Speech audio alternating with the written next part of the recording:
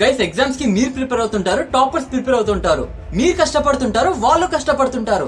కానీ వాళ్ళు first rank తీసుకొచ్చినా మీరెందుకు తేలేకపోతుంటారు? ఎప్పుడైనా ఆలోచించినారా? దీని గురించి మీ కాలేజ్ లో, మీ ట్యూషన్స్ లో ఎక్కడ ఎవ్వరు చెప్పరు. టాపర్స్ కూడా ఈ సీక్రెట్స్ గురించి చెప్పుకోరు.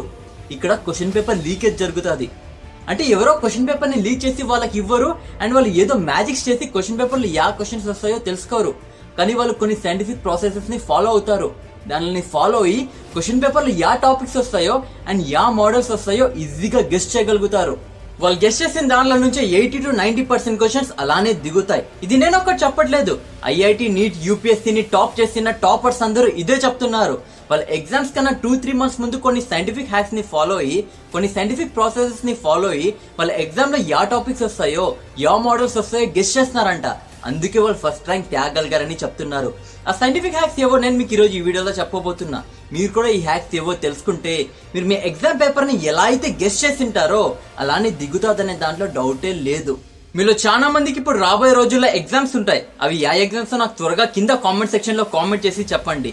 టాపర్స్ చెప్పే ఫస్ట్ సైంటిఫిక్ హ్యాక్ 80-20 రూల్. ఈ 80-20 రూల్ ఏమంటాదంటే, మీరు మీ సిలబస్ లో నుంచి 20% సిలబస్ ని కంప్లీట్ చేసుకుని మీ ఎగ్జామ్ లో 80% మార్క్స్ స్కోర్ చేయొచ్చంట. అంటే మీ ఎగ్జామ్ లో 80% క్వశ్చన్స్ ఈ జస్ట్ 20% సిలబస్ లో నుంచే వస్తాయి. ఫర్ ఎగ్జాంపుల్ మీరు మీ ఎగ్జామ్ లో 80% మార్క్స్ స్కోర్ చేయడానికి మీ 20% సిలబస్ 2 days లో కంప్లీట్ చేసుకుంటే మీ ఎగ్జామ్ లో రిమైనింగ్ 20% మార్క్స్ స్కోర్ చేయడానికి 8 days కష్టపడాల్సి ఉంటుంది. మీ రిమైనింగ్ 80% సిలబస్ కంప్లీట్ చేసుకుని మీ ఎగ్జామ్ లో 100% మార్క్స్ స్కోర్ చేయడానికి. టాపర్స్ అందరూ ఇదే 80-20 రూల్ ని ఫాలో అవుతారు. అన్న ఈ 20% సిలబస్ యాదని మీరు అడిగితే మీరు యా సబ్జెక్ట్ అయినా తీసుకోండి. అందులో ప్రతి చాప్టర్ లో ఒక 20% పోర్షన్ లో ఇంపార్టెంట్ టాపిక్స్ ఉంటాయి. మీరు ఆ ఇంపార్టెంట్ టాపిక్స్ ని ఒక్కటి తెలుసుకోవాలి.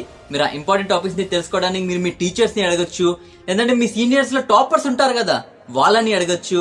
అన్న వాళ్ళు మాకు యాడ్ చెప్తారన్నా, మేము వాళ్ళని రిక్వెస్ట్ కూడా చేయలేమని మీకు కనిపిస్తే ఈ కాలంలో టెక్నాలజీ చాలా ఫాస్ట్ గా ఉంది. మీరు మీ మొబైల్ ఫోన్ తీసుకుని గూగుల్లో చాట్ జీపీటీ అని సెర్చ్ చేస్తే చాట్ జీపీటీ వచ్చేస్తుంది. చాట్ జీపీటీలో మీరు మీ class name and subject name కొట్టి ఇంపార్టెంట్ టాపిక్స్ అని సెర్చ్ చేస్తే మీకు ChatGPT important topics the list ఇచ్చేస్తుంది. మీరు ఆ ఇంపార్టెంట్ టాపిక్స్ ని మీరు మీ బుక్ లో నోట్ చేసుకుని మీరు ఆ ఇంపార్టెంట్ టాపిక్స్ ప్రిపేర్ అయితే మీ 20% సిలబస్ ఇక్కడే కవర్ అయిపోతుంది. మీ క్వశ్చన్ పేపర్ లో 80% క్వశ్చన్స్ ఈ 20% సిలబస్ లో నుంచి వస్తాయి. తర్వాత మీకు టైం దొరికితే మీ రిమైనింగ్ సిలబస్ ని కూడా కంప్లీట్ చేసుకోవచ్చు మీ ఎగ్జామ్ లో 100% మార్క్స్ స్కోర్ చేయడానికి. టాపర్స్ ఫాలో అయ్యే second scientific hack PYQs, previous years question papers. Toppers exams కన్నా 2 months ముందు ఏం చేస్తారంటే వాళ్ళు లాస్ట్ 10 years క్వశ్చన్ పేపర్స్ తీసుకుని ప్రిపేర్ అవుతారు. ఎందుకంటే మీ ఎగ్జామ్ లో 3 to 4 questions me previous years question papers లో నుంచి ఈజీగా వస్తాయి. అండ్ రిమైనింగ్ క్వశ్చన్స్ కూడా మీ ప్రీవియస్ ఇయర్స్ క్వశ్చన్ పేపర్స్ లో యా టాపిక్స్ అయితే ఎక్కువ అడిగింటాడో ఆ టాపిక్స్ లో నుంచే అడిగే ఛాన్సెస్ ఉంటాయి.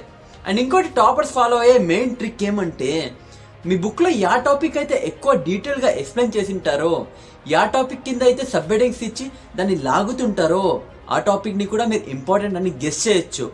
టాపర్స్ ఫాలో అయ్యే third important scientific hack, they watch videos more than reading text. చూడండి, మీరు యా టాపిక్ అయినా చదివి నేర్చుకోవాలని అనుకుంటే అది మీకు చాలా కష్టంగా ఉంటుంది. ఒకవేళ నేర్చుకున్నా కూడా మీరు దాన్ని ఎక్కువసేపు వరకు గుర్తు పెట్టుకోలేరు. ఎందుకంటే మీరు చదివిన టాపిక్ మీ లాంగ్ టర్మ్ మెమరీలో కాకుండా షార్ట్ టర్మ్ మెమరీలో సేవ్ అయి ఉంటుంది. అదే మీకు ఎవరైనా వచ్చి ఎక్స్ప్లెయిన్ చేస్తే దాన్ని మీరు ఈజీగా గుర్తు పెట్టుకోగలరు. కానీ ఇప్పుడు అలా ఎక్స్ప్లెయిన్ చేయడానికి ఎవరు ఉండరు. కాబట్టి ఈ కాలంలో టాపర్స్ యూజ్ చేసే ట్రిక్ ఏమంటే, వాళ్ళు చదివే దానికన్నా చూసే దాంట్లో ఎక్కువ ఫోకస్ చేస్తారు. సో వాళ్ళు యా టాపిక్ అయితే నేర్చుకోవాలని అనుకుంటారో ఆ టాపిక్ ని యూట్యూబ్ లో సెర్చ్ చేసి ఆ టాపిక్ మీద వీడియోని చూసి నేర్చుకుంటారు.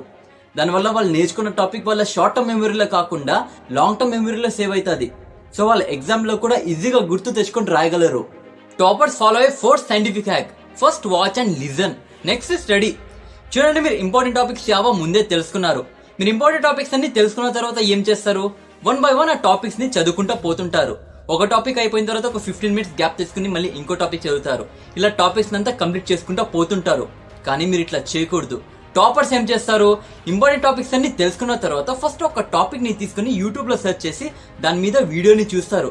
వీడియోని చూసి ఇక్కడతో అయిపోయింది, టాపిక్ ని నేర్చుకున్నాను అయిపోయిందని చెప్పి వదిలేకుండా వీడియోని చూసిన వెంటనే బుక్ తీసుకుని ఆ టాపిక్ ని బుక్ లో కూడా చదువుతారు. ఇలా చేయడం వల్ల ఆ టాపిక్ అనేది వాళ్ళ లాంగ్ టర్మ్ మెమరీలో గుర్తుండిపోతుంది. ఇది సైంటిఫికలీ కూడా ప్రూవ్ అయింది.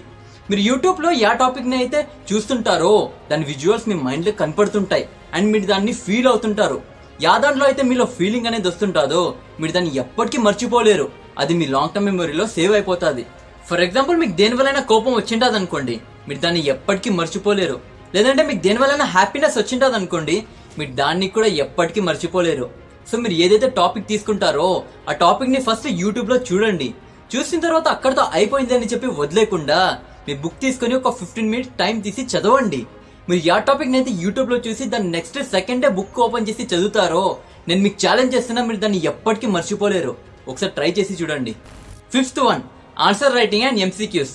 మీలో చాలా మంది ఎగ్జామ్ హాల్లో మీ చేతిలో క్వశ్చన్ పేపర్ వస్తేనే మీకు వచ్చినా రాకపోయినా స్టార్టింగ్ క్వశ్చన్స్ కి ఆన్సర్స్ రాసుకుంటా పోతుంటారు. ఇలా చేయడం వల్ల ఎగ్జామినర్ కి మీ మీద నెగిటివ్ ఇంపాక్ట్ పడుతుంది అండ్ మీ ఆన్సర్ షీట్ లో మార్క్స్ కూడా తగ్గే ఛాన్సెస్ ఉంటాయి. సో మీరు ఏం చేయాలి, మీ చేతిలో క్వశ్చన్ పేపర్ వస్తేనే ఫస్ట్ మీకు వచ్చే ఆన్సర్స్ అంతా రాసేయండి, తర్వాత రాని దాని గురించి ఆలోచించండి. అండ్ ఇంకోటి మెయిన్ థింగ్ ఏమంటే, మీరు ఎంత చదివిపోయినారనేది మ్యాటర్ కాదు, మీరు ఎలా రాసి వచ్చారనేదే మ్యాటర్. సో మీరు రాసే ఆన్సర్స్ ని డాక్టర్స్ రాసే హ్యాండ్ రైటింగ్ లో కాకుండా నీట్ గా రాయండి. అండ్ మీరు రాసిన ఆన్సర్స్ లో మెయిన్ కీవర్డ్స్ కి అండర్లైన్ చేయండి. ఇలా చేయడం వల్ల ఎగ్జామినర్ కి మీ ఆన్సర్ షీట్ కరెక్ట్ చేయడానికి ఈజీగా ఉంటుంది అండ్ మీ ఆన్సర్ షీట్ లో ఎక్స్ట్రా మార్క్స్ పడే ఛాన్సెస్ ఉంటాయి.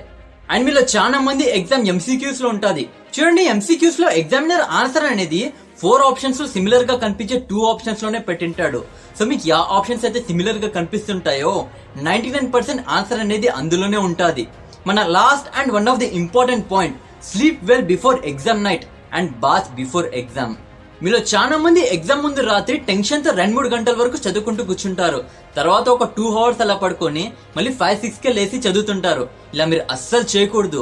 మీకు గిన్న నిద్ర సరిగ్గా లేకపోతే ఎగ్జామ్ హాల్లో మీకు స్ట్రెస్ వల్ల మీకు చదివింది ఏది గుర్తుకు రాదు అండ్ మీరు ఎగ్జామ్ కూడా రాయలేరు. మీకు ఎగ్జామ్ మీద ఇంట్రెస్ట్ అనేది వెళ్ళిపోతుంది. సో మీరు ఎగ్జామ్ ముందు రాత్రి అట్లీస్ట్ 7 to 8 అవర్స్ నిద్రపోవాలి. అండ్ మీరు ఎగ్జామ్ రోజు కోల్డ్ వాటర్ తో బాత్ చేసి ఎగ్జామ్ కి వెళ్ళాలి. దీనివల్ల మీ బాడీ అటెన్షన్ లోకి వస్తుంది అండ్ మీరు ఎగ్జామ్ హాల్లో ఫుల్ యాక్టివ్ గా ఉంటారు. ఈ వీడియోని మీ ఫ్రెండ్స్ అందరినీ షేర్ చేసి వాళ్ళని కూడా హెల్ప్ చేయండి. వీడియో నచ్చినట్లయితే వీడియోని లైక్ చేసి కింద కామెంట్ సెక్షన్ లో కామెంట్ చేయండి అండ్ కింద సబ్స్క్రైబ్ బటన్ ని ఖచ్చితంగా క్లిక్ చేసే వెళ్ళండి. నెక్స్ట్ వీడియోలో మళ్ళీ కలుద్దాం.